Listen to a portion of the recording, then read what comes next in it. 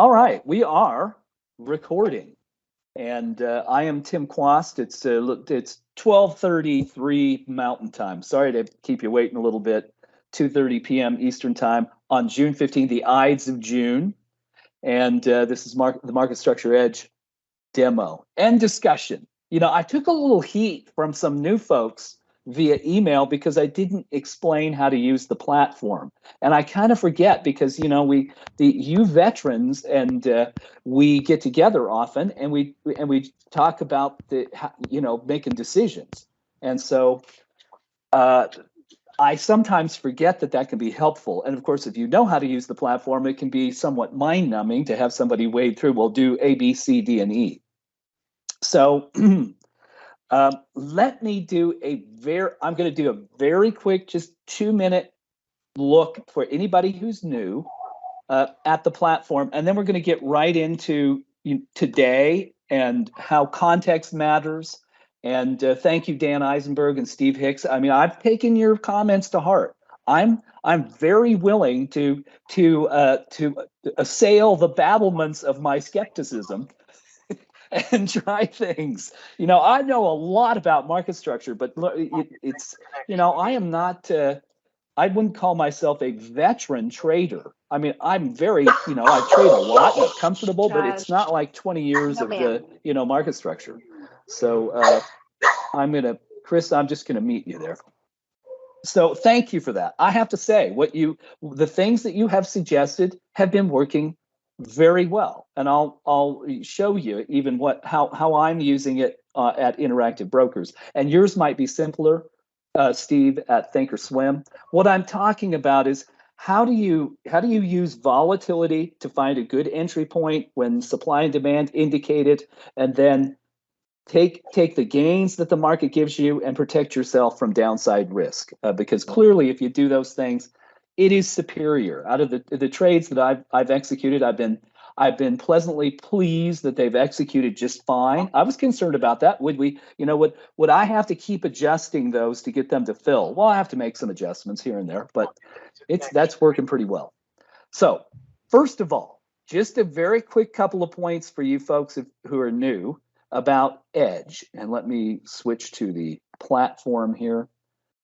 So if you're, and let me refresh that. I've switched machines. Had I had time, I've got another machine right beside me. This is the Willies. It wasn't there when I started, and I had a web meeting right before this. And during that web meeting, that thing popped up telling me it wants to, refresh. We use Microsoft 365, and so these things get pushed through. But here's the dashboard. So if you're brand new to Edge, very quick lesson in what you want to know. This is the overall risk management tool, broad market sentiment. And it's the reason why I'm saying there's an increasing problem. I'm not surprised at all by what happened today. I'll talk about that in just a moment. But why we are getting very near a point where the risk to the downside increases doesn't mean it's going to happen.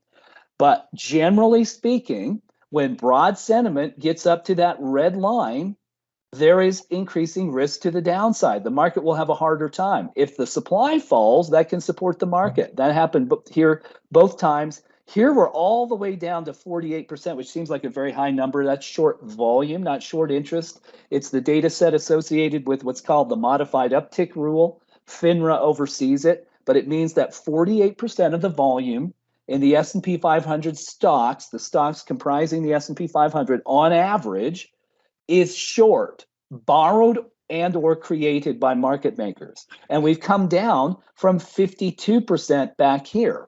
And that's what, the market was very low back in March, and supply was high, demand was low, and then those things reversed. Demand rose and supply fell, and the market went up. This is SPX. Now we're at this point where demand has been very strong and supply has been weak. That's a classic divergence. If you just trade SPY or some derivation of it, you have a very high probability of producing returns. And when we get over the red line, now you should begin to beware that the probability of additional gains diminishes. It doesn't mean it's absolute, but that's how to use it. Then the other big things are always use each tile is a portfolio. We create momentum and low volatility. So I trade those. That's what I trade. Creating portfolios, you can add stocks, you can use the criteria to do that.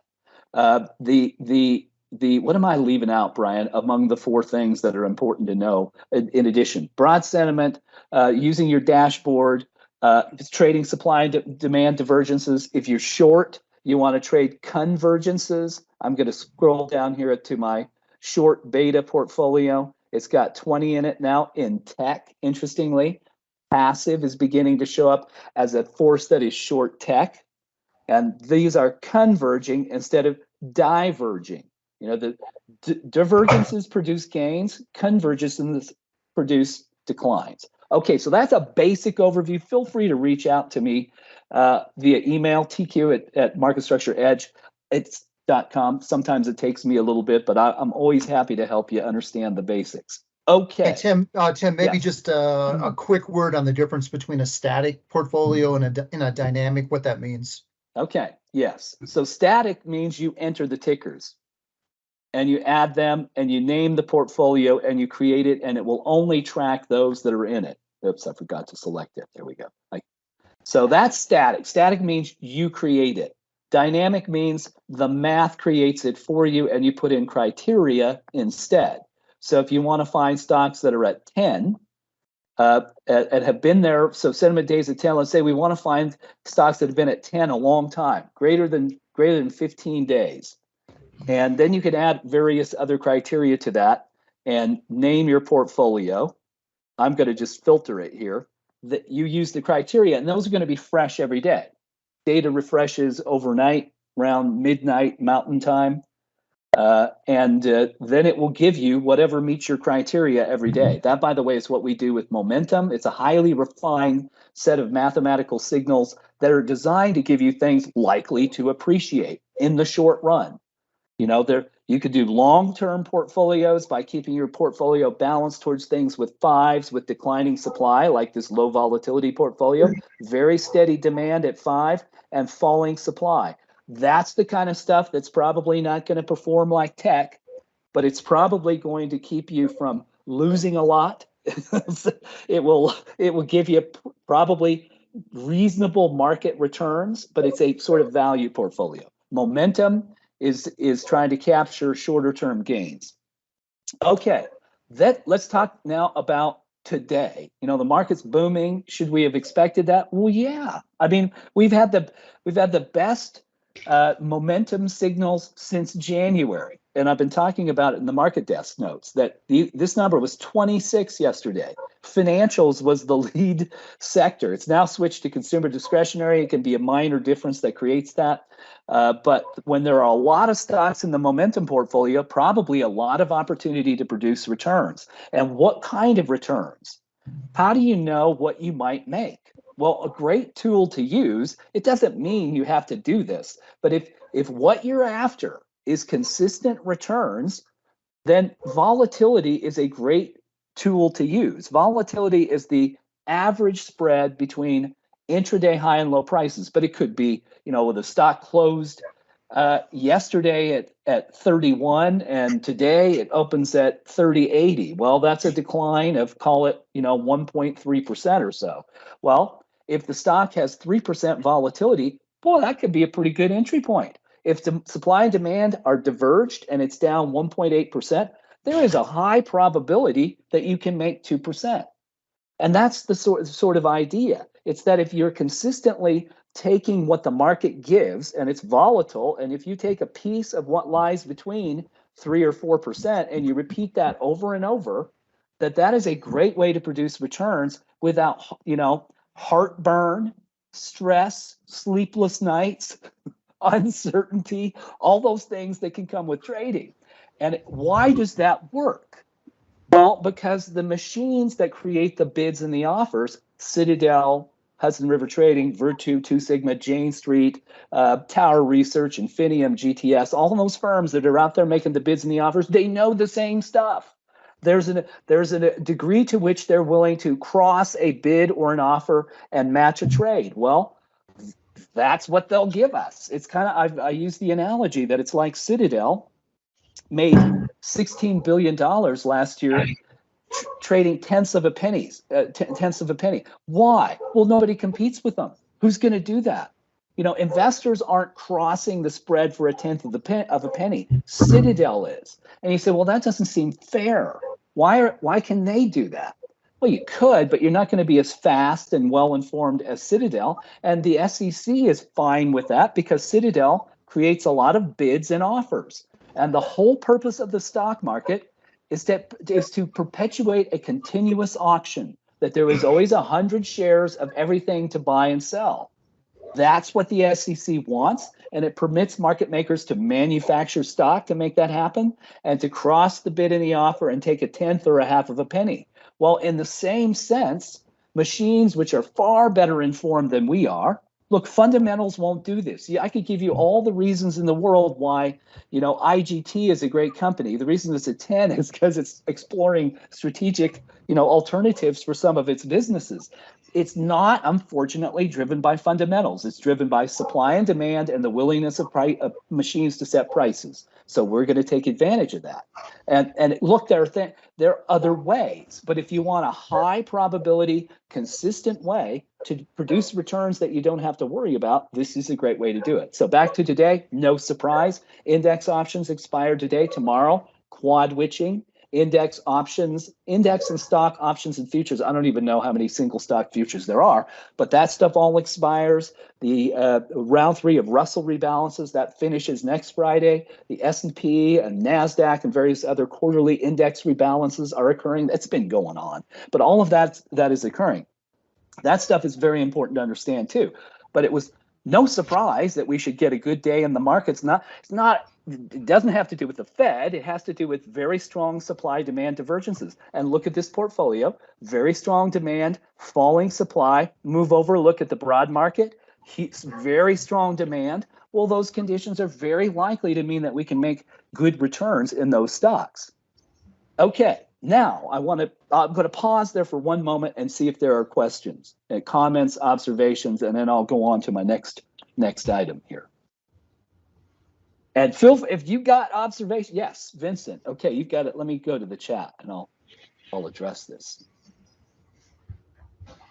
10 topped, too late, and we should be looking at 5 or 6 moving up. It's a great question, Vincent. So here's why we isolate for stocks that are either at or very near 10, and as opposed to 5. I mean, there's no question that you can buy stocks that rise above 5 and hold them till they return below 5. That mathematically produces a good return in a balanced portfolio. It was the first thing we looked at. And we studied that data every which way. And we found that it was a very good way to approximate the market, but it didn't beat the market. What does is excess demand, and here's the problem with the stock at 5 or 6. What if it stops? And what if supply rises? There's no guarantee that stock will continue to give you gains. And you can see that over here. You can compare the two. In fact, if you go to momentum versus low volatility, I'm going to click through here, Vincent, to make this point. You will see that the stocks in here will say topped or bottomed. If they're topped, they rose back to 5 and they've stayed there. If they're bottomed, they declined to 5 and they've stayed there. These stocks have not, they certainly haven't performed like the momentum portfolio. And if you drop this down, here's the point. They're good. There's nothing wrong with this. Stocks at 5 that have falling supply produce gains. It is mathematically true over and over. But notice, here's Boston Scientific. It's trading between 50 and 53. Well, you could do that over and over, but it's not giving you the gain that we could get in a momentum stock. And it's the point. Stocks at 5 may not rise further. So that's why we say 10 is better. The math, and we call it, we call it the Hicks rule because it's Steve Hicks here, because he did a really good job of isolating this, that stocks that are 10 and up, so they just arrived at 10. They've spent one day there, so the trend is still up. And if supply is falling, those stocks, particularly in the way Steve does this, if say that CF is down 1.5% early on, and Steve likes to see 2 buy signals, the probability that that produces a return is extremely high. Now you have to take the gain. If it goes up 2 or 3%, take that gain and let's find the next one. Maybe just move to a different one on the list. But that's that at 10, you have really strong demand and supply has dipped a little bit. The supply demand imbalance could very well give you a portion of volatility. That is the key. So Steve, if you want to weigh in on that, feel free. Yeah, oh, you're muted. I'm going to unmute you. There we go. All you have to do is look at today's results with Upstart and Roku. And that gives you a pretty good example of following it when it gets down, to watch for a movement up and get on it. I'm going to see if I can, I'm going to just mute. There we go. Gary, with apologies, I'm going to mute you, my friend. And maybe, oh, I still haven't found you. There we go. Joel, apologies. I had to mute you. Yeah, so I want to point this out. So this is, again, it's Dan and Steve, you guys were influential in this. And so I want to make sure that the credit goes where credit is due. Because I've learned that this is a pretty good way to go. So I'm going to go over here. Here's my disaster with. I'm not going to do that again. But notice what I've done since. I mean, I have about a $50,000 trading portfolio. I'm about to put. Now I feel good. I'm about to put another $50,000 into this trading portfolio. But look how good these returns have been by doing, by sort of following the Hicks rule, but doing this. Here's I've got one of these in, so I'll just show you. Had I would have executed it today. I'm not going to chase it. If I miss it, don't compound a failure to guard the player by fouling them after the play, right? So it's the same principle. Notice that I have I had a buy order in at 30.89. I actually had it a little lower than that, and it all came right almost to me and then took off. So then I set an exit point 2% up, roughly from my entry point, which would be 31.74. I sent a note to Brian Wilson earlier saying, well, just hit my exit point. I knew it would. I just was a little late with this. Then I set downside protection 30.39. So I'm not risking much. I got stopped out of SH today and I lost $32. It doesn't matter, right? I can always reset that. That's a short hedge on the S&P 500. And I knew that could happen. I could have sold it yesterday and made a little bit. It doesn't matter to me. It's I didn't know exactly where the top would come. I know we're very close to it. But this principle, and those are good to cancel. This is just for the day. You have the chance to just take your 2%. I can walk away like you do, Steve Hicks. I don't have to worry about it. I'm not watching it. I was concerned about the capacity for the market to fill orders. I don't know how large I can go before I run into trouble like that. But this has worked very well. I have almost no risk on the downside. I know what the volatility of CCJ is. I have a very strong probability of a good day in the markets today because of huge supply-demand divergence across the whole S&P 500. I know that CCJ has a great supply-demand divergence imbalance.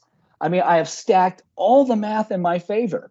Well, that's what you want to do. Instead of thinking about, well, can it get to this price? Or, what about this technical factor or that one?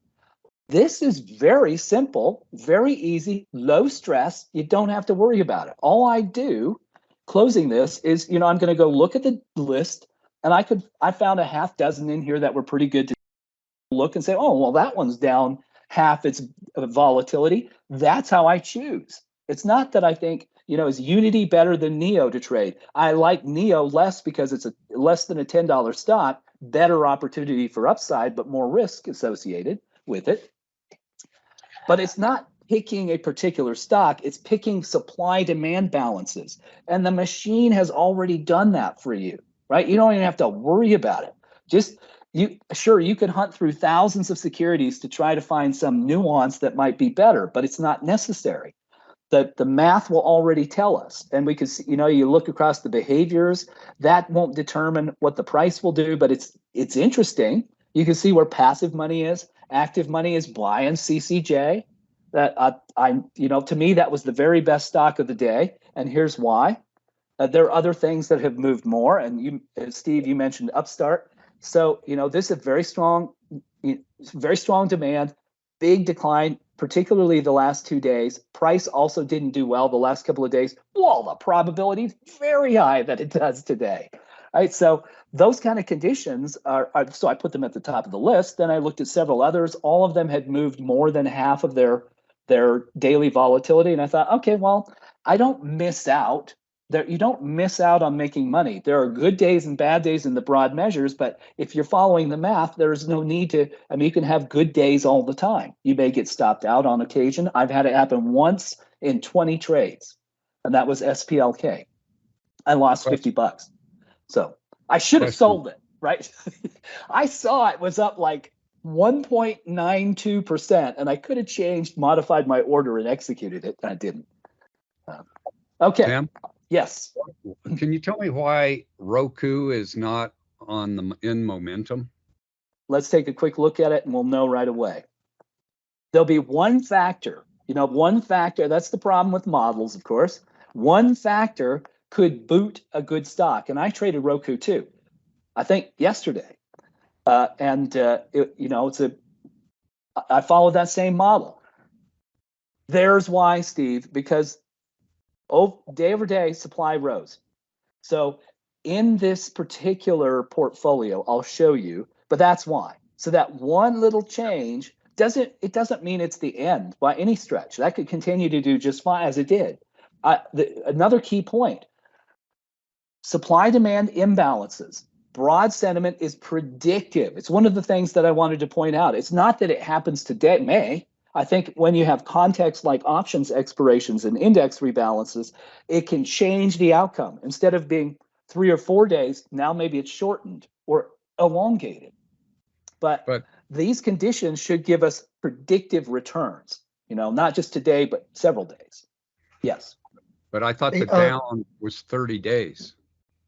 It is, but remember, in this portfolio, in the momentum portfolio, we use this criteria. I'm going to go over here and show you.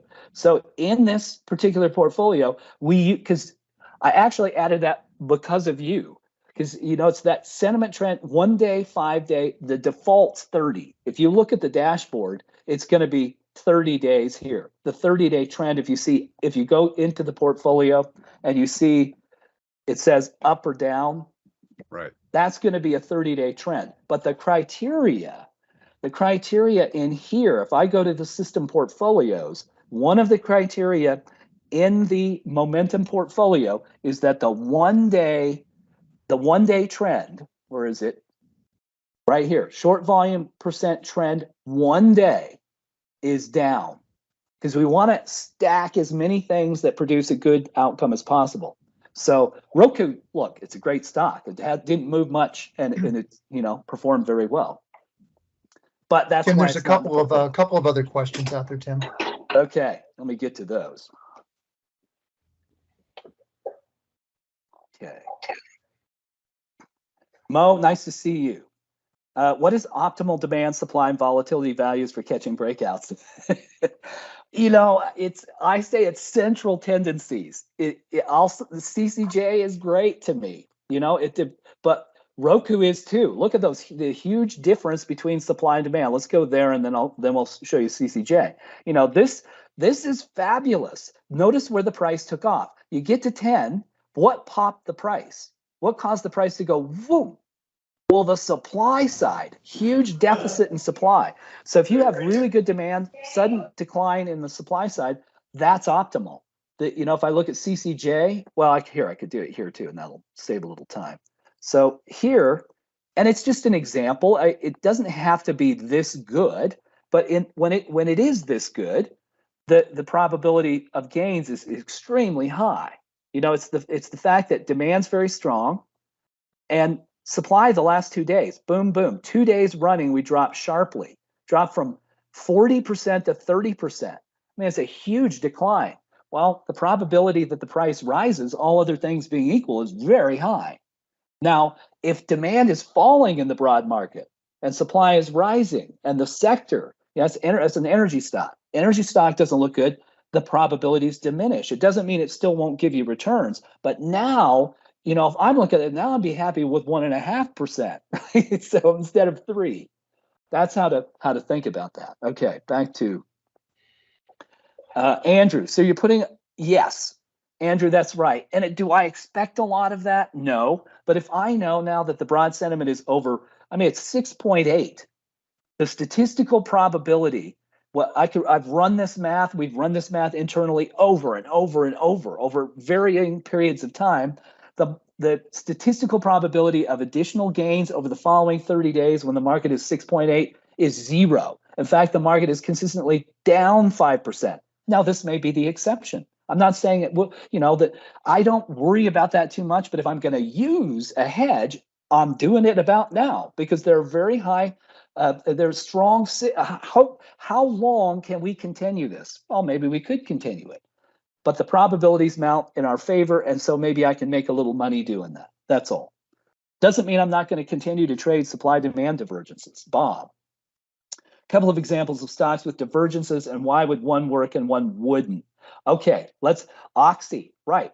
Okay, let's have a look at that. I can do it here. We got a little time. I'll try to be finished by 1:10 Mountain Time. How do you rank the best stocks to bracket in daily momentum? Okay, John. John, I'd rather have you answer that. You probably have a better answer than me, but we'll take a look at that. Okay, Bob, let's go look at Oxy. I agree. Oxy never came to me. I wanted to buy that too, but it was a number of days ago. I'll tell you when I stopped thinking Oxy was a good, well, it did stop showing up in the momentum portfolio for one, but you know, it's a low, that was in the low volatility portfolio. That's where it was. So it's a 5. So it's a 5 with declining supply. And I did trade several low volatility stocks. You have to take a smaller gain. I traded MMC, J&J, what was the one? EXC, a utility. So why didn't this rise? I mean, if you have falling supply and really strong demand, because momentum will always trump value. If it's a momentum market, it can be that some money shifts from a value or low volatility play like Oxy. You go back up a year and a half, and Oxy was a tremendous momentum stock. It will shift out of these stocks to momentum. That's, you know, low volatility has not been a great performer. It does better when the market stalls. Then money shifts into low volatility plays, and you can get returns. But when you have a broad market that's doing this, even a good supply demand balance in Oxy isn't going to deliver the returns because it's not a momentum stock, and all the machines are chasing momentum. Because they will read the same kind of data that we do. They're going to look at it and go, well, you don't want to be in low volatility right now, so Oxy gets harmed. Now, if this reverses and Oxy stays like that, it's going to do just fine. It can give you 1 or 2%. That's how to think about it, and that's the reason. Okay. You betcha. The last thing I have, and we're happy to address anything else. There is no question too small. Oh, John, I should address your question, and then I'll come around to what's next. You know, what should we be thinking about now? You know, what's changing? I'll show you. Well, you know, so John, I have a bias, and it doesn't mean that mathematically it's right. It has generally been true. You know, we've modeled this a fair amount. I've had young Nate, the mathematician, do this. You know, run 10s that are topped, run 45% to about 30, from 30% to 45%. Too low isn't good either. It can mean that nobody's making a market in it. But 30 to 45% versus 45 to 50. Well, over time, stocks that are 30 to 45% short outperform. So if I'm going to prioritize, as you know, CF is the only stock just arriving at 10, but it's 49. It's all the same as 50% short. So I'm more likely to go look at something in the middle. You know, I'll go in here like Unity Software. I haven't looked to see how it's done, but I thought, well, that looks pretty good. It's the divergence is slowing, which means the gains will slow. And in contrast to CCJ, Kamiko, it's been up 2 days running. So, you know, CCJ being down 2 days running and to have a demand supply divergence like that means the probability that CCJ rises is probably a little higher than Unity. So I will prioritize that way, but I'm not spending a lot of time. I take 10 minutes and I look at half a dozen stocks, and I have a little model that I use to go look at. It's just a little Excel sheet. I just go put in, where do I want to be, and what's 1% down and 2% up, and what's at risk. That's what I'm going to do. The interactive brokers order types are going to do that for me too, but at least I have an idea. So that's what I'm doing. I'm not spending a whole lot of time, but that's how I would prioritize them. Okay, I'll just make sure we don't have anything else. Barry Norton, you're uncharacteristically quiet over there. So if you got something you want to, Barry shorts. So, you know, it's not been a great time for shorting stock. So that might be it. But your time may be coming. No, I haven't been. Tim. I only trade short half the time. I've been, spent this week. I've not really traded much this week because I'm playing with my new Mac computer. I got the Mac Studio the moment it came out, so I finally have an Apple trading machine that rivals what most people get to have with Windows. So, very good. Well, congratulations. Yeah, so I've been rebuilding my system, so I really haven't been playing that much, knowing that we're, seeing what broad market sentiment was doing. I could pretty much leave the portfolio alone, knowing that next week is a 4-day week. Yep. So probably going to be some volatility next week. So I'm just on the sidelines this week. Okay. Well, that's a good lead into my last observation. And Steve, go ahead. You look like you've got something to add. Go ahead. Yeah, Barry, what platform are you trading on?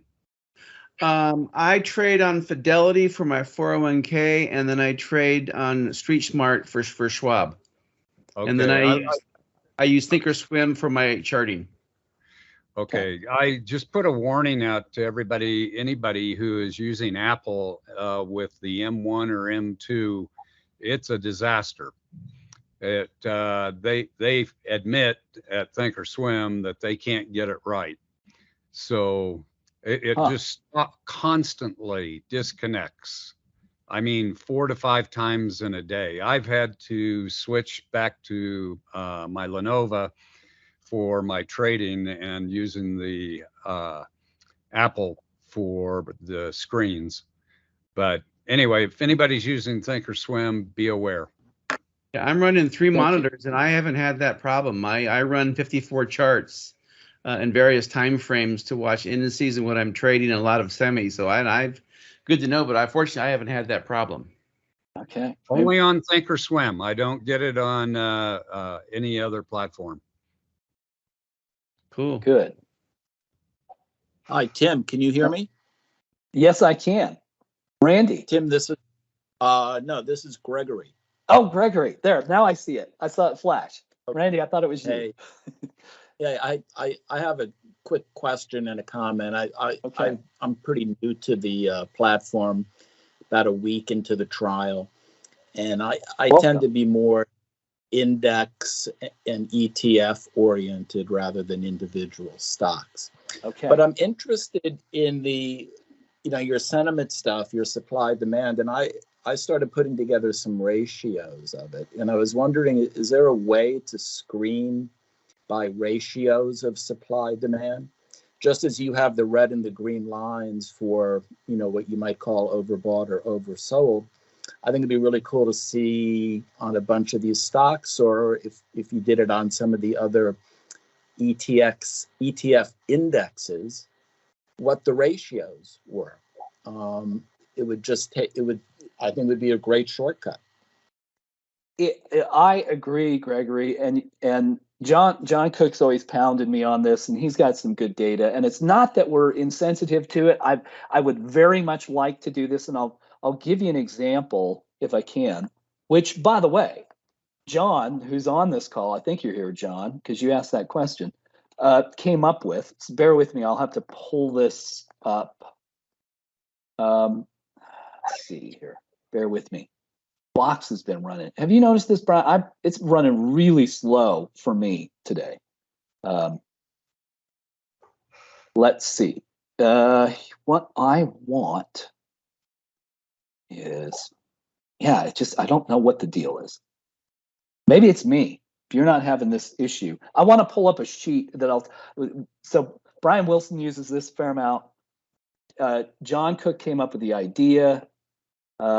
We look at it internally. We have we have a built-in query to look at this, and I would like to add this.